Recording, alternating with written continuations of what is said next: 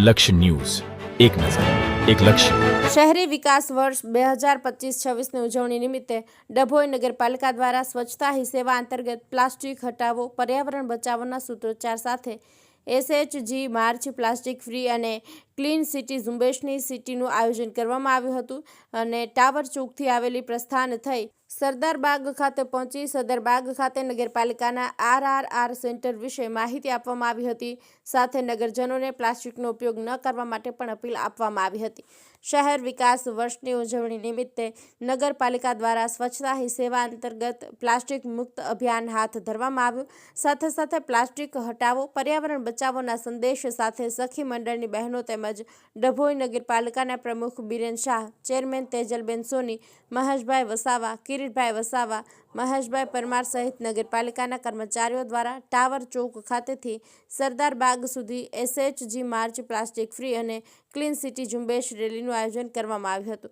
આપણા અંગે નગરના રહીશોને પ્લાસ્ટિકનો ઉપયોગ ન કરવા માટે પણ અપીલ કરવામાં આવી હતી. સાથે સાથે નગરપાલિકા દ્વારા રંગ ઉપર બાગ પાસે બનાવાયેલા RRR સેન્ટરનું પણ સખી મંડળની બહેનોએ માર્ગદર્શન આપવામાં આવ્યું હતું.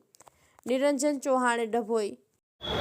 ગુજરાત સરકાર દ્વારા શહેરી વિકાસ વર્ષની ઉજવણી નિમિત્તે આજે સખી મંડળની બહેનો દ્વારા માર્ચનું આયોજન ટાવરથી ડભોઈ સરદારબાગ સુધી કરવામાં આવેલું અને સરદારબાગ ખાતે આવેલું નગરપાલિકાનું RRR સેન્ટર વિશેની પણ આ સખી મંડળની બહેનોને સમજૂતી આપી છે.